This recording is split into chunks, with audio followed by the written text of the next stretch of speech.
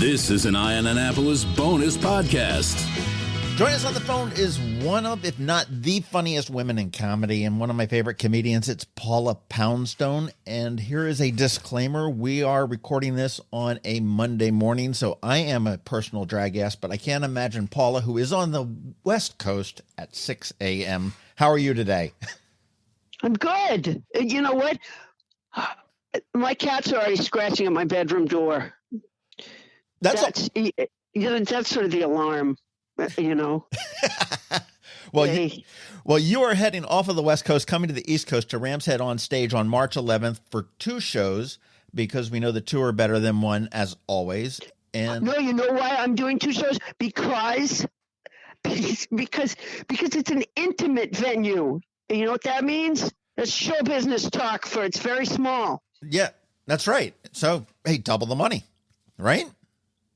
Well, it's small enough that in most locations I couldn't sell out 2 shows, but it's small. It's intimate. It's the kind of place that if I were Bruce Springsteen, you would brag about having seen me. Well, we brag about having seen you there anyway. I don't understand why you say that. Because the 6:30 show is almost sold out. Part of the reason I say it is because I'm going to perform Thunder Road. That's part of the reason I say it. 6:30 show. Can you believe there's a 6:30 show? It's like the after school special, for God's sakes. What does it say about our town that we can sell out a 6:30 show and there's tickets still available for the 9:30 one?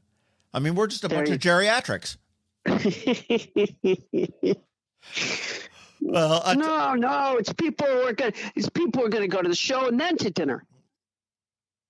Okay, but what about if you go to dinner first? You need to go to the show afterwards, right?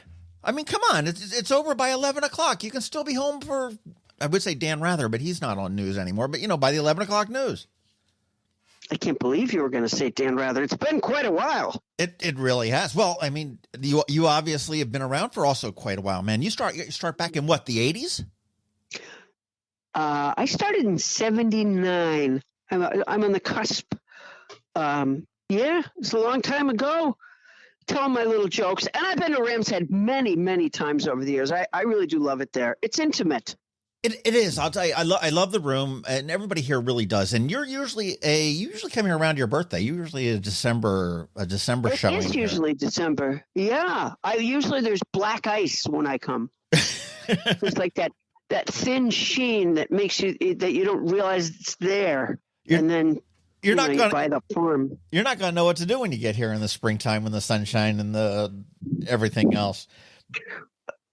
Well, I like it that you say in the sunshine. I don't think I've ever been there when it was sunny. That's a good point. Not just because I'm. Yeah. Although I have to say, I was in. I had cause to be in New York City this weekend, and when I left Los Angeles, it was colder in Los Angeles than it was in New York. A friend of mine showed me a thing on Facebook. They had like 12 inches of snow in Sedona last week, and I'm like, "Are you kidding me?" It's just nuts. Yeah, it's going to ruin the wine tours. That's what it's going to do. By the way, have you ever been on a wine tour? I have been on a couple, and. And did you tell yourself that it was some sort of a bargain that you were because I think nobody wants to admit that they're just swilling alcohol. So they said, well, it's so educational. And then it's like somehow you were getting away with, because it's free alcohol at the end. Free wine at the end. Well, yes, but you paid for the tour. But see, it serves both people. It serves the need, obviously, of the winery because they're making money. But it serves it covers up your tracks for the for the tourist, for the drinker. The truth is, no one cares how it gets made. No one. And you walk through, and because I went on one time, and I remember standing in the very last of the rooms that because you walk in the barrel room and the this room and the that room, and then you you're in the very last room, and you can see the plastic wine cups glistening in the light, right through the door. And there's always some jerk who asks a question right at that point, and the whole room is like, "Oh, come on." Shut up. No one cares. That's right. They're right in there. Come on, cut it up. How long does it stay in the barrel? No one cares. That's right. You're not coming out of there as an onophile. That's for sure. Yeah, exactly. I'm a genius. I know all about how long does it stay in the barrel? Who the hell cares? It's got alcohol in it. We're good.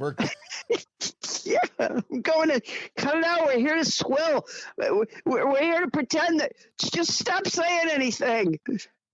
Well, it stays in the barrel. Yeah, the guy was almost trampled. Well, Paul, I tell you, you've just gone on a terrific riff here, and I don't know how the hell you do this. I mean, you've got your weekly podcast. No one listens to Paula Poundstone. You're on, wait, don't tell me, on NPR. And you got this crazy ass tour doing 20 cities before summer hits. Single mom, but your kids are flown and grown now, pretty much, I guess. Right? My kids are young adults. By the way, lousy phase. What? Young adulthood. Oh, it's a terrible phase. Well, A, it wasn't that much fun to live through when I was a young adult, but B, as a parent, having young adults, they're just not fun. They're not fun anymore. And the key to parenting when your kids are young adults is keeping your mouth shut, and that's really not my strength. Yeah, you have to say a lot of stuff like, "Well, that might work out." You have to say stuff like that. I just had eye surgery a few weeks ago, and I haven't even been able to see my kids because rolling my eyes is really painful now. So it's best that I not be around them. Oh. So yeah, it's a terrible phase. Are they in showbiz at all? Are they in the entertainment industry at all? No. Good. No. Good for them, huh? Yeah, I don't think anybody. Oh, I will say my oldest daughter probably, but my oldest daughter was. She liked a certain amount of attention, and for all sorts of reasons, she could easily garner attention, and it was just such a big part of who she was. I remember when she was little, she was in a children's theater production of Beauty and the Beast, and she was a stringer. She was the old woman, the old peasant woman who brings the rose. She was she was like a peasant in the town. She was a fork. She was a stringer. She did so the play is over. I went to see it. So, it's over. Everybody applauds. I go back and I tell her how wonderful she was. And I say, what was your favorite part? Meaning, did she like to be, I don't know, the peasant or the woman with the rose or the fork? I said, what was your favorite part? And she said, the bow. And when the flowers kept being thrown up on stage, right? Yeah, exactly. And everyone's like, oh my heavens, that's like the most that if you boiled her down, if you put her in a giant pan and heated it, the bow would be her essence. Oh man, it's funny. My kids did them when they were younger, and I was always the dad that forgot the flowers at the end. There were some dads that come that always show you up. Oh, here, my daughter, you were a great shepherd or whatever the hell it was in the play, and it's like, here's the bouquet. Yeah, no, not me. My kid was like, oh, he's empty-handed again.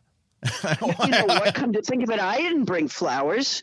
I didn't bring flowers, but when your daughter plays the old woman who brings the rose, really, that there was a curse on that rose, so it's not appropriate to bring flowers. I brought, knowing me, I brought like a big bag of potato chips. I was probably down to the end and went, oh, here. Something useful anyhow, right? Yeah, here, I got you this. Hey, I'll tell you what, man, you've been around, I mean, for a while. And I'm always curious as to somebody that's, I mean, that was so well said, by the way. Well, You've been around for a while. Well, I mean, I didn't say you were older than dirt. I mean, I was trying to be good. Yeah, that was so well done, honestly. But I mean, I know comedy is a very tight knit group, and Craig Shoemaker is a friend of mine from back in his Philly days and everything else. But who are you looking at? I mean, you're seeing tons of comics that will open up for you. Who are you looking at that you like? I don't see anybody. It's so funny that you say that, because as you're saying it, I'm thinking, no, I have been around a long time. That part was accurate, but I work alone. I work mostly theaters. Ram's Head on stage is a rare exception. I work about 4 music clubs around the country. And outside of that, it's all theaters. And I work those music clubs because I've done them for a long, long time, and I really enjoy them. But everywhere I go, I'm by myself. Do you enjoy a small club as opposed to a theater? I mean, you said you do enjoy them, but I mean, is there one? I mean, I enjoy those 4 music clubs. There's one in Maine that I work. There's this one. There's what I work a place in Alexandria, Virginia. But yeah, I work 4 intimate places. That's awesome. And outside of that, I work theaters, and I love all the venues I'm at. I extricated myself from quote unquote comedy clubs a long, long time ago, and was and that was not an accident. No, I like, and I don't. I'll tell you something. I'm too selfish to have an opening act. I have the best audience in the world, and I'm not sharing them with anybody for any amount of minutes. I can't fault you for that at all. I can't, not at all. You don't do any college stuff anymore, do you? Every now and then, but not with any regularity. Plus, the other thing, I do about 2 hours, and I do one of the rare shows where the audience gets homesick. Just in the last 10 minutes, they stare to pine to, Yeah. They try to recall the color of the walls in their kitchen. They like things. Their past starts to get murky to them towards the end of my show. It's a long show, is what I'm saying. I do about 2 hours, and because I have a lot to say. That's why. Well, it goes along with you singing "Born to Run" or whatever. I'm doing Thunder Road. Yeah, I'm doing Thunder Road. That's right. Springsteen brings a long show too. So. Yeah. I was in the Newark airport one time. Sorry. And I like the Newark. First of all, they're all the same to me. Every airport except for the Provincetown airport are all the same to me. I don't. When people can distinguish so carefully, it makes no difference. An airport is an airport, and an airline is an airline, perhaps with the exception of Spirit. Every now and then I'll be traveling and something will happen. Something will go wrong with the plane, or there's some reason why it's delayed, or why there's some sort of travel challenge. And, there's always that angry passenger who's yelling that they're never going to fly on that airline again. And I think to myself, really? Because they're all the same. There's no big difference. They all go up in the sky and then hopefully come down okay. Hopefully come down okay. But I don't think there's any big vast difference from airline to airline. There is a new. It's not. Some of the challenges are not entirely the fault of the airline at this point either. The FAA has a new rule that there has to be 2 jerks on every plane, and sometimes they're delayed. Like recently, I was on one that was delayed because we only had 1 jerk. So they had to, they couldn't take off. They had to ask for volunteers. I did raise my hand. I said, I'm not putting my seat back forward no matter what you say. And they thanked me, and then we taxied. But that's a new rule. It's a new and important rule. Actually, my flights just recently, there hasn't been any big trouble. But there was that, there was there's been a shift in the temperament of the consumer over the course of recent years. And people can be a little on the nasty side. This whole world is a bunch of nasty people.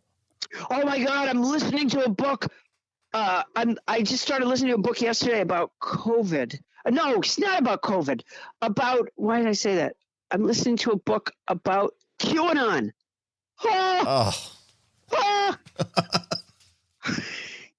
In fact, it's I like audiobooks, and this is it's a very good book. I'm sure that I would enjoy reading it as well. But I have so many chores to do. I have 10 cats and 2 big dogs, for one thing, and so there's a lot of physical labor in my dwelling. And it makes it go down a little easier if I'm entertaining myself by listening to something. So I love audiobooks. And this, obviously it's important that the book itself be good, but the other element is a good reader is a thing of beauty. And this book it has a really terrific reader. But it's about QAnon. So every paragraph or so he does go, because it's so scary. It's so out there. And there's no real good explanation for why anybody falls into a what's it called? What do they call that? Cult. Yeah. There's another phrase for it that they use. A person who believes in. Conspiracy theorist. That's the word. Yeah. My word recall is not that good, and that's not good for my job. Your job is fine, Paula. Come on, let's be real. Well, fortunately, I'm working in an intimate place. That's true. And you are working in that intimate place in Annapolis, Maryland on March 11th for a 6:30 show. And I looked, and there's only about 6 seats there for the 6:30 show left. And there are a few left for the 9:30 show. So I suggest everybody go out and get a ticket to see Paula Poundstone there. I got a question for you. What if things went south for you back in 1979 when you were just hitting the road? What would you be doing today? I don't know. I was a terrible student. I've long fantasized about going to school anyways. But even in my fantasy, I'm a terrible student. So maybe I would have, maybe I would have done, maybe I would have been a good helper. I done a career where you actually help people. Like sometimes I have thought, and again, fantasy. Sometimes I've thought that I would be a good hospice care worker because I love people. And I'm not really that thrown by death. But you know what? I might talk to him for that. People might find that, that might not be good. But, one of the things that happens to me is that, and it's partly how I work on stage too, which is that everything that gets said reminds me of yet one more thing that I feel that I must say, So a lot of times it's like, okay, here's an example. 1,000 years ago, this was very, very soon after Barbara Boxer, who was a representative in the state of California, became a senator in the state of California. It was at the same time that Dianne Feinstein became a senator in the state of California. But this was a long, long time ago, right around that time. And I bumped into Barbara Boxer on an airplane.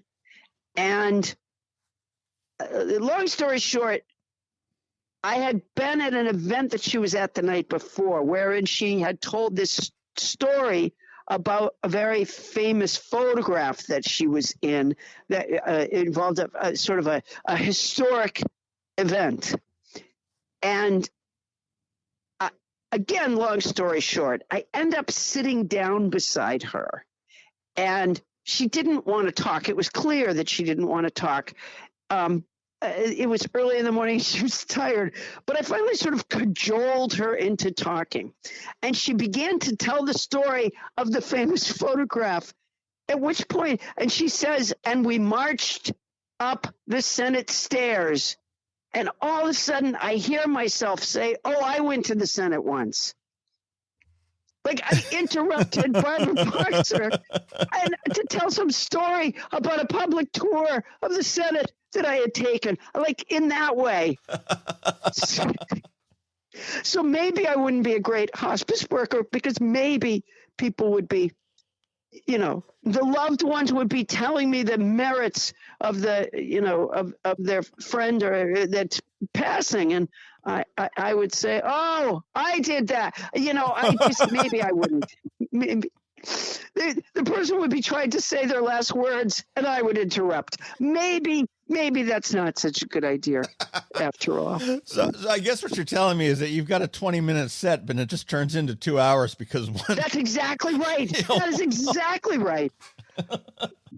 That's my favorite part of my show is actually I do the time honor. I talk to the audience. I do the time honored where are you from, what do you do for a living, and in this way little biographies of audience members emerge, and I use that from which to set my sails. And so my show is largely no two shows are alike. Like this 6:30 show will be different than the 9 o'clock show.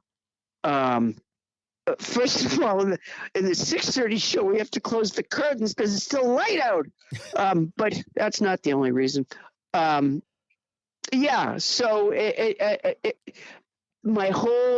the whole way my brain works is forgetting and interrupting. Those are my two things. It's been working. It's working. Yeah, so far so good. So far, I feel pretty good about it. Well, I'll tell you, I will let you go. I don't know whether you're going to go back to bed or get out of bed, whatever you're doing. No, I have to get up. I have to do my chores and then go to the eye doctor. The last time I was at the eye doctor, they had me read the eye chart, right? How they do. Right. And, I couldn't get, I didn't read one line correctly. Not one. And that was, the doctor wasn't in yet. It was, wasn't in the room. They, a tech person does it, or, but so I do the thing. I literally didn't read one line correctly. And then the doctor comes in and he uses the big machine and he looks in my eyes, blah, blah, blah, blah, blah. And he goes, okay, you're good to go. This is after your surgery. Yeah. I think they have a hard time criticizing their own work.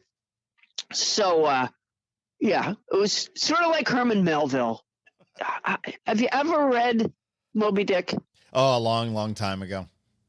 And it's not a page turner, is it? Not at all. No.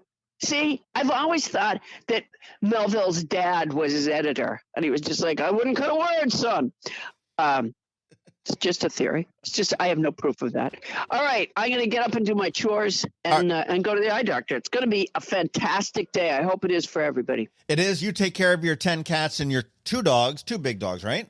2 big dogs. Yep. Absolutely. Laying right beside me here on the floor. Absolutely. And we will see you on March 11th here in Annapolis. RamsHeadOnStage.com is where you want to go for tickets. Paula, thank you so much for getting your butt out of bed and talking to me this morning.